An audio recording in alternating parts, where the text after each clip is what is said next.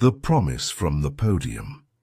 It was the first morning of the new school year, and Class 5B glowed with a fresh coat of excitement.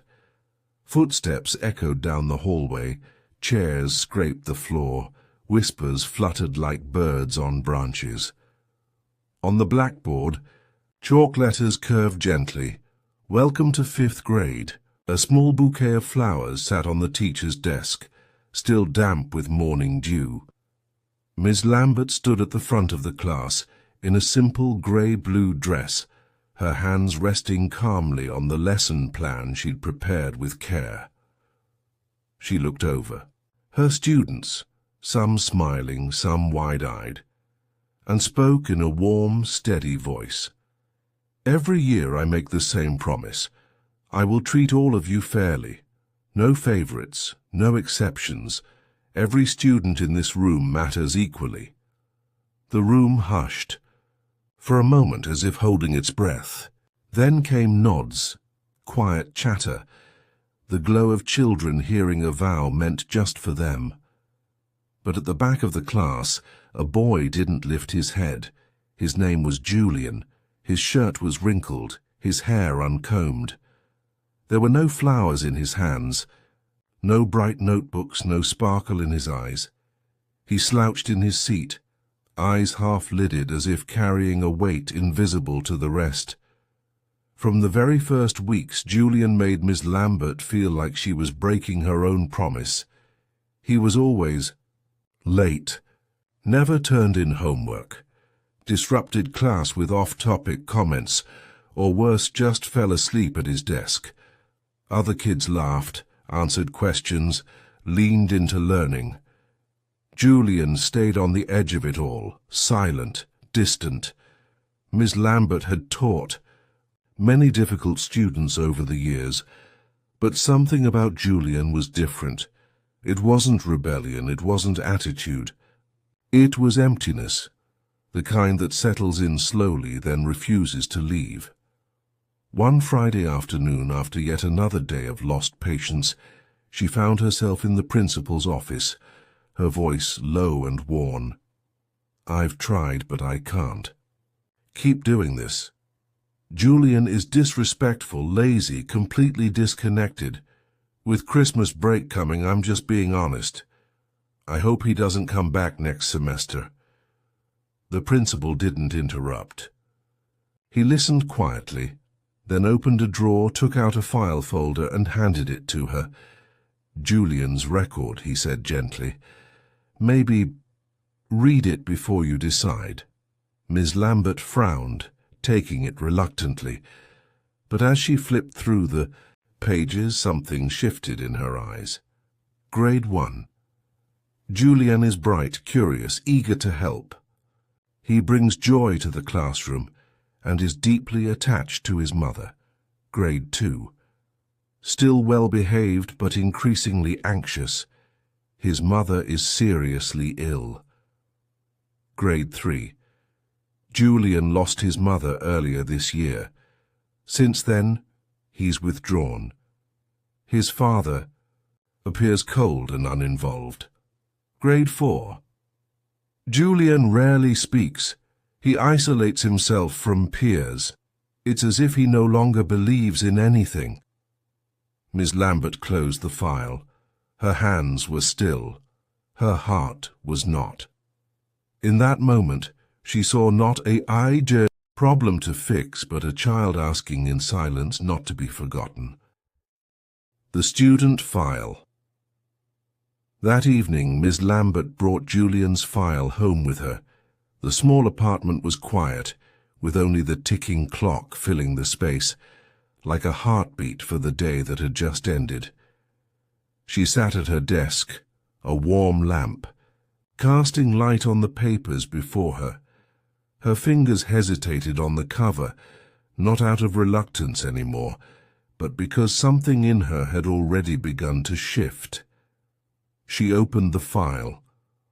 On the first page was a school photo from Julien's first grade year. A skinny boy with soft brown hair and eyes lit with joy. She stared at it, stunned.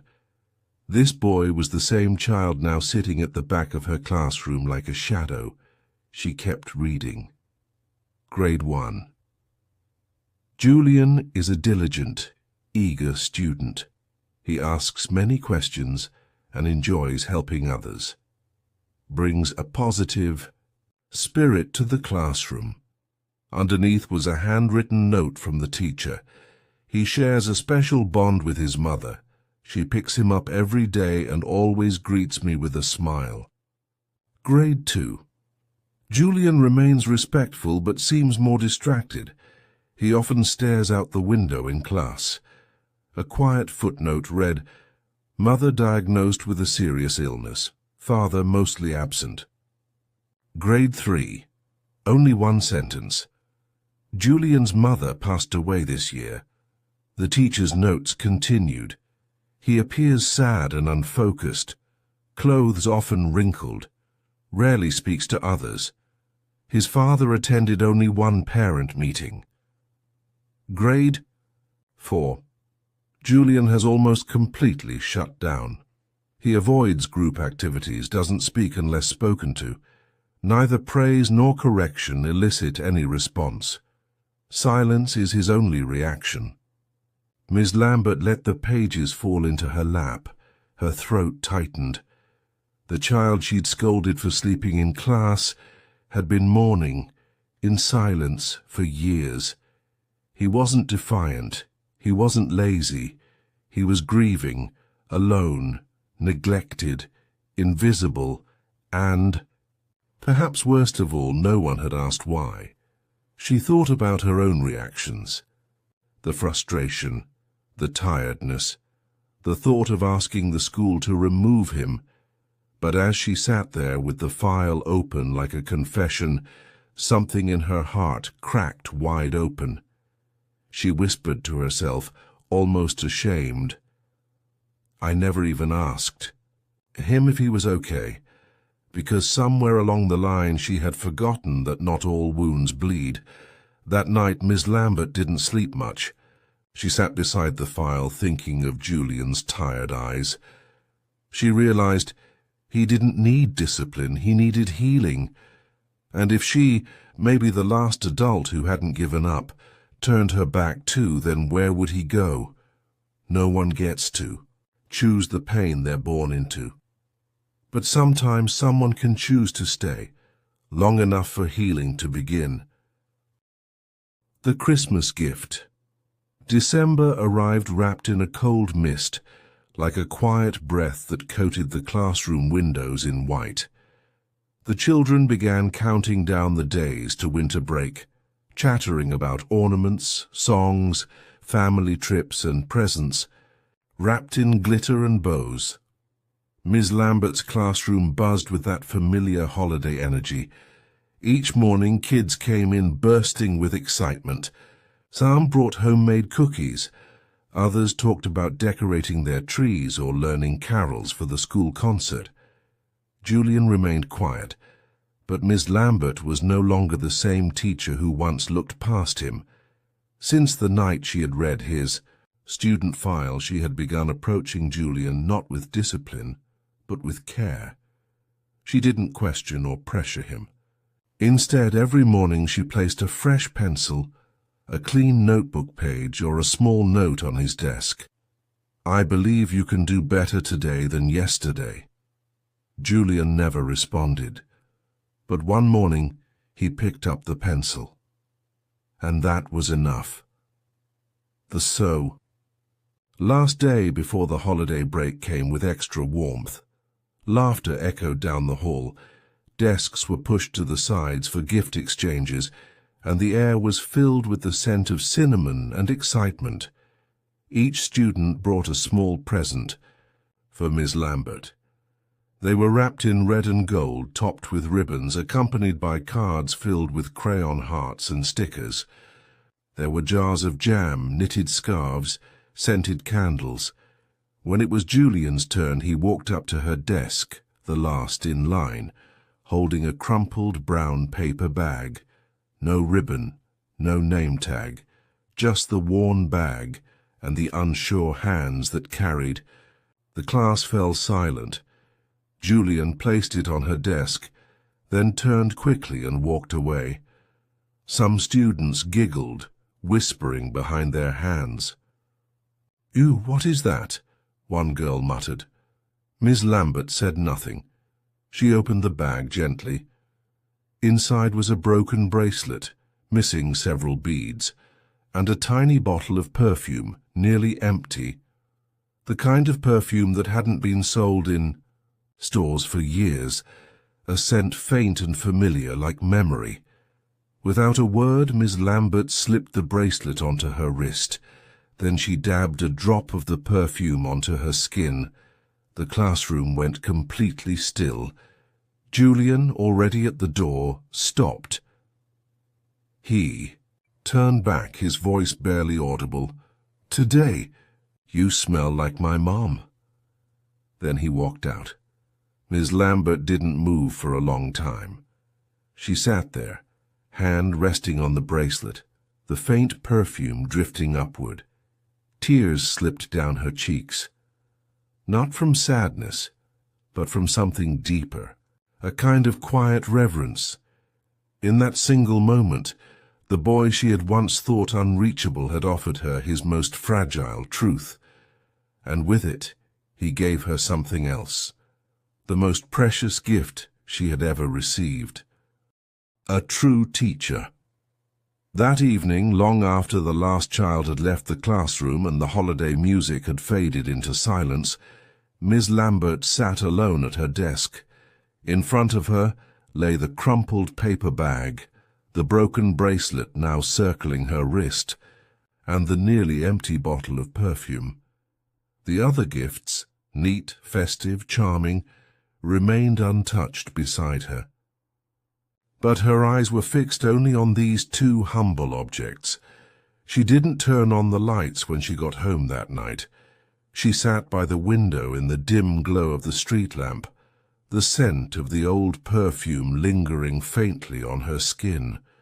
Her fingers brushed the bracelet as if it were made of glass, and then she cried, not because she was overwhelmed, but because her heart had finally heard what it needed to.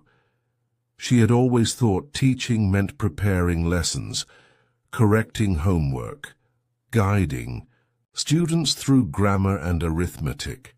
But that night, for the first time in her many years of teaching, she realized something deeper. Her job wasn't only to teach minds, it was to reach hearts.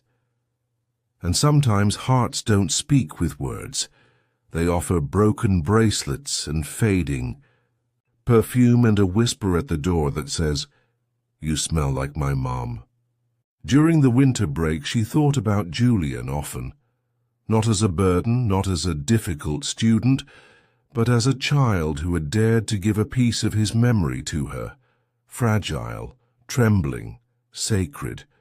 She remembered her frustration, her exhaustion, her threats to remove him from the classroom. Now she felt something entirely different, a quiet, heavy gratitude. Gratitude for the chance to try again. When school resumed in January, Miss Lambert walked into her classroom not as the teacher from September, but as someone new. The broken bracelet was still on her wrist. The last drop of perfume still clung faintly to her skin. The children came bustling in, laughing and sharing stories about gifts, snow, and games. She greeted each of them with a smile. And then Julien entered. His shoes were still worn, his backpack still frayed. But when his eyes landed on her wrist and he saw that the bracelet was still there, he paused. No words. Just a breath, just a flicker in his eyes, and then a small nod. Miss Lambert smiled gently and placed a note on his desk. It read, "Welcome back." Things didn't change overnight. Julien still sat in the back row. He still struggled to speak in front of others. But now he lifted his hand to answer questions. He handed in assignments. He looked people in the eye, and for Miss Lambert that was everything. She stopped measuring progress in grades and started measuring it in glimmers, in moments of trust, of stillness, of trying again. She no longer focused on managing a classroom. She focused on building a space where healing could happen, because being a teacher wasn't about knowing all the answers. It was about staying long enough to witness when a child begins to ask their own. Awakening. Spring came early that year, not through weather or calendar, but through something gentler, quieter. Julien began to change, not in sudden leaps, not in dramatic ways, but in small, tender gestures that only someone watching with love would notice, and Miss Lambert noticed everything. One Monday morning, while the class worked on a writing assignment, she passed by Julien's desk. To her surprise, he was writing, focused, steady. No signs of drifting or hiding. In his notebook, in uneven lines, were the words, "Things I would do if my mum were still alive." She didn't say a word, but her heart beat slower, fuller. Because Julien had written, and that alone was a beginning. From then on, Julien started showing up, not just physically, but emotionally. He wrote more. He asked questions, sometimes simple, sometimes shy, sometimes about math, sometimes about life. He asked Miss Lambert how to care for plants. He showed her a pencil sketch of his mother, the lines rough but drawn with reverence, and she knew he was coming back to life. Little by little, his classmates began to welcome him. During recess, he joined a soccer game. One girl handed him a comic book with a note that read, "This story is sad but good, kind of like you." Julien smiled. It was a small smile, barely there. But for Miss Lambert, it was sunlight breaking through, clouds that had hung too low for too long. She whispered to herself one evening, "Thank you for not turning away from the hand I reached out." But deep down she knew Julien had done the hardest part. He had chosen to trust again. She was just the one who stayed long enough for him to believe it was safe to try. One afternoon, after class, as the room emptied, Julien hovered near the door. "Miss Lambert," he asked softly, "can I stay and draw a little more?" She smiled. "Of course, Julien." He returned to his desk and began sketching quietly. The only sounds were the soft scratch of pencil and the distant song of birds outside. When he left a drawing on her desk. It was a portrait of a woman, long hair, gentle eyes, drawn with love and memory. At the bottom he had written, "My mum used to love this perfume. I can't remember the smell anymore, but when you wear it I always know." Miss Lambert closed her eyes and touched her wrist, where the last notes of that scent still lingered. Julien didn't become his old self again. He became someone new, not perfect, but present, not loud, but alive. He was no longer the shadow in the back of the room. He was a child who felt, who hoped, who believed just enough to try again, and that was more than enough. The final days of school. Summer crept in quietly, like golden light seeping through classroom windows. On the blackboard, the final lessons of the year were written in chalk, delicate and fading. The air held a strange mix of excitement and melancholy, that bittersweet rhythm found only in the closing weeks of school. And Julien had changed. He no longer slouched in the back row. He no longer averted his eyes or buried his head in his arms. Each morning he arrived on time, took out his notebook, and opened it, not out of fear, but because he wanted to learn. In their final writing assignment, Julien wrote more than anyone else.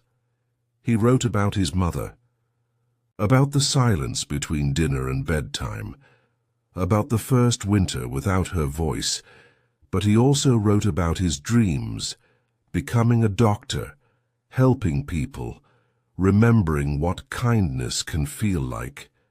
And in one paragraph he wrote, "A real teacher isn't just someone who explains math or grammar. A real teacher is someone who sees you when you're invisible to everyone else." Miss Lambert read those words and held her breath. The last day of school came with laughter and tears.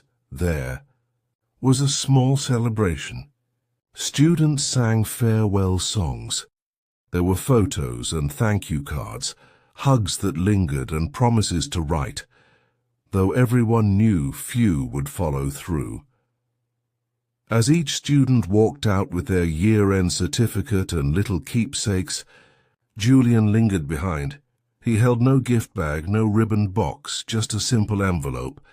He walked up to her desk and placed it gently in front of her. "I'm not good at making cards," he said, eyes downcast. "So I wrote a letter." Miss Lambert nodded, smiling. "Thank you, Julien. I'll read it soon." He turned and walked away, not slumped, not rushed, but steady. When the classroom emptied, Miss Lambert sat down and opened the envelope. "Miss Lambert, thank you for not asking me to leave your class. Thank you for wearing the bracelet even though it wasn't nice. Thank you for staying when I thought no one ever would." She folded the letter and placed it in her drawer, the same drawer where she kept things that mattered. The school year ended, and in her memory, that year would not be marked by test scores or seating charts. It would be remembered by something else entirely: the return of a child and the awakening of a teacher. She had once believed she was saving Julien. Now she understood he had saved her too. He reminded her that teaching wasn't about fixing children.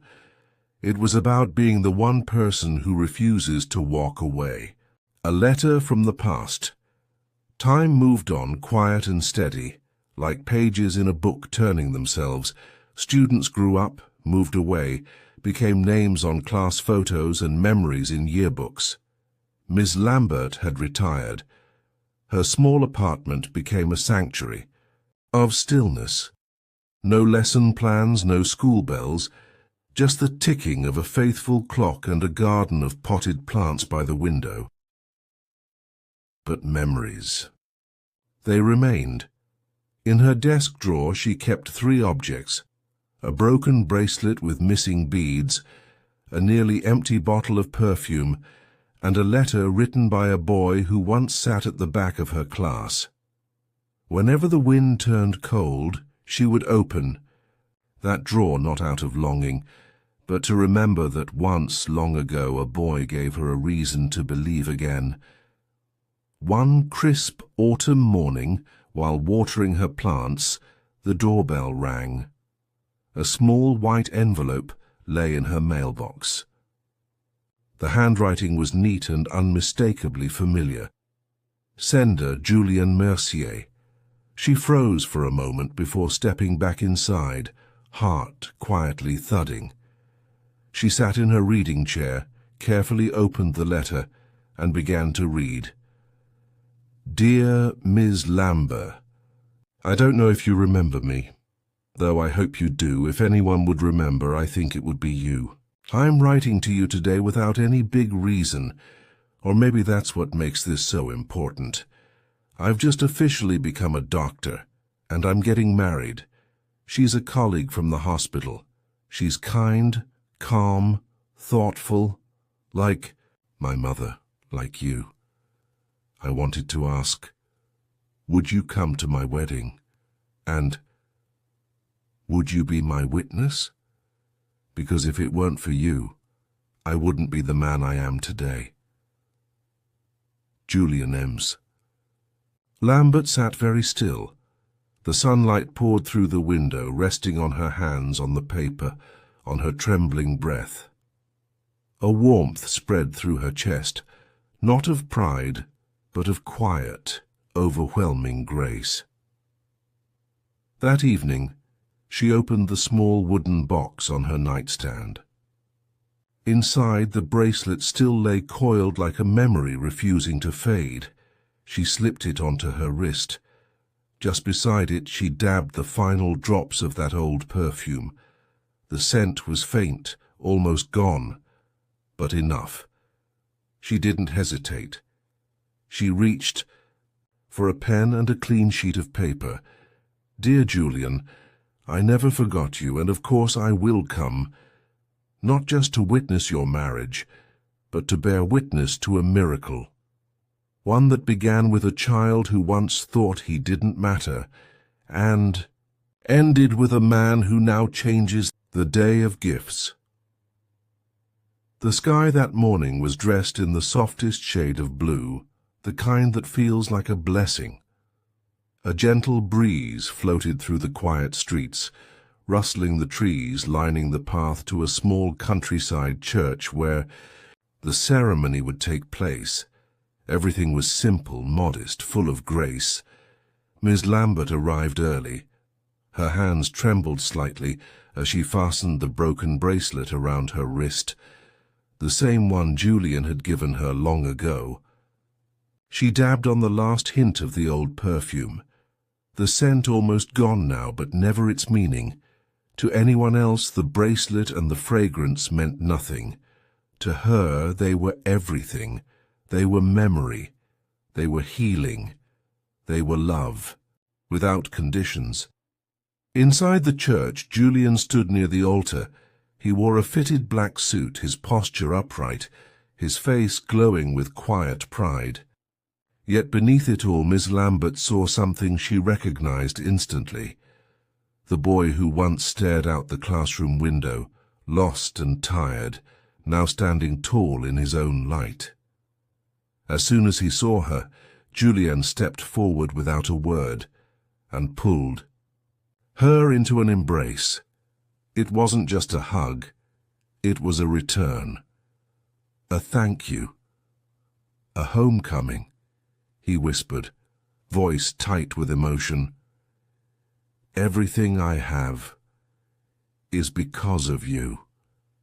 Miss Lambert pulled back slightly, her hands still on his shoulders, eyes glistening. "No, Julien, you taught me what it truly means to be a teacher." The ceremony began. When the officiant asked, "Who here will serve as witness to this union?" Miss Lambert stepped forward. Her voice was steady, though soft. "I will, not only to this marriage, but to a journey, one of healing, of resilience, of coming back from the dark." Afterward, when guests were gathering for photos, Miss Lambert stood between Julien and his bride. On her wrist, the old broken bracelet shimmered faintly in the afternoon sun. As the photographer clicked, she spoke quietly. "This is the first time I've worn this bracelet, and not felt loss. Today, I feel whole." Julien smiled. His wife gently held Miss Lambert's hand. "I know what the bracelet means," she said. "Julien told me everything, and I believe you saved the heart of the man I love." Miss Lambert shook her head, voice barely above a whisper. "He saved himself. I only stood where someone needed to stand, and believed he was worthy of love." The days after the wedding. After the wedding, Miss Lambert returned to her modest apartment, the one with the creaky floorboards, the shelf of lesson plans that no longer needed revising, and the small window that overlooked the rhythm of a quiet street. Everything was just as she had left it. And yet, something inside her had changed. She sat at her desk and opened a small wooden box. Inside were 3 items: the old bracelet, still missing beads, the nearly empty bottle of perfume, and the very first letter Julien had ever written. But this time she didn't open the box with sorrow. She opened it with peace. She traced the bracelet with her fingers, not to remember what had been lost, but to honor what had been found. The days passed gently. She watered her plants. She wrote a little. Sometimes she took long walks through the park, smiling at the children who ran past, their laughter echoing through the air like music she once conducted in her own classroom. In the quiet of her home, she reflected not on what she had done, but on what she had received: the chance to witness a child rise from silence, the privilege of seeing a life rewritten, the grace of being allowed to stay. Then one afternoon, the doorbell rang. It was a small parcel, wrapped in brown paper, no return address. Only 2 words on the front: for Miss Lambert. Inside was a thin wooden box and a letter. "Dear Miss Lambert, while unpacking after the wedding we found this. I used to keep it as a reminder, but now I believe it belongs with the person who made all the difference. You saw me when no one else did. With all my gratitude for Julien." She opened the box. Inside was a fountain pen, old, its wooden body worn smooth with time. Etched into the side were words, uneven and carved by hand. "The one who saw me." That night she sat by the window, holding the pen gently in both hands. She didn't write anything right away. She just closed her eyes, breathing in the stillness, letting the moment settle in her bones. Later she opened a fresh page in her journal and wrote one line: "A true teacher is not measured by lessons taught, but by hearts that were once broken and are whole again because someone stayed." The next morning she picked up the phone and called the local children's center. When asked what she wanted to do, she smiled and replied, "I was a teacher once, but now I'd like to sow seeds." Sowing seeds. One spring morning, Miss Lambert stood before the white gate of the Magnolia Street Children's Center. Beyond it was a small garden, the laughter of children, and a building with crooked chairs and mismatched tables, but filled with possibility. She took a breath, then stepped inside. She brought no textbooks, no lesson plans, only a pen, a broken bracelet, and a heart that had learned how to stay. Her first class met in a room that smelled faintly of crayons and warm sunlight. The children sat with wary eyes, some curled in corners, some fidgeting with shoelaces. A few didn't speak at all. Miss Lambert didn't begin with rules. She asked one question: "Have you ever felt like you were the one the world forgot?" No one answered, but a few children looked up, and that was enough. Lila was one of them, 9 years old, barely whispered, avoided eye contact. By the second week, she had written in the corner of her notebook, "Do you think someone like me could be good at anything?" Ms. Lambert wrote back, "I don't think I know." By the third week, Lila approached her after class, eyes wide with uncertainty, holding something small in her hand. "It's not pretty," she said, "but I made it for you." It was a bracelet, made of yarn, the colors mismatched and tied unevenly. Miss Lambert slipped it on immediately, right beside the old one. Now she wore 2, one from the past, one for the present, both from children learning to believe again. Months passed. Miss Lambert became a quiet fixture at the center. The children called her the teacher who smells nice, because she still wore a faint trace of perfume, though the bottle had long since emptied. One day the center director asked, "You don't ever miss the old classroom?" She smiled. "No, I just traded my blackboard for something softer." A year later she received a postcard. It showed a beach in southern France. On the back, handwritten in familiar ink, "Ms. Lambert, her name is Liar. We named her that to remember. Love can begin again, if someone once believed in us long enough.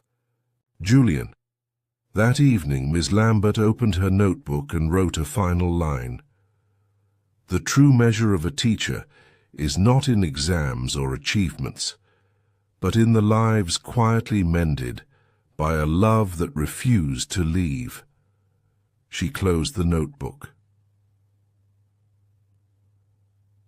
Beyond.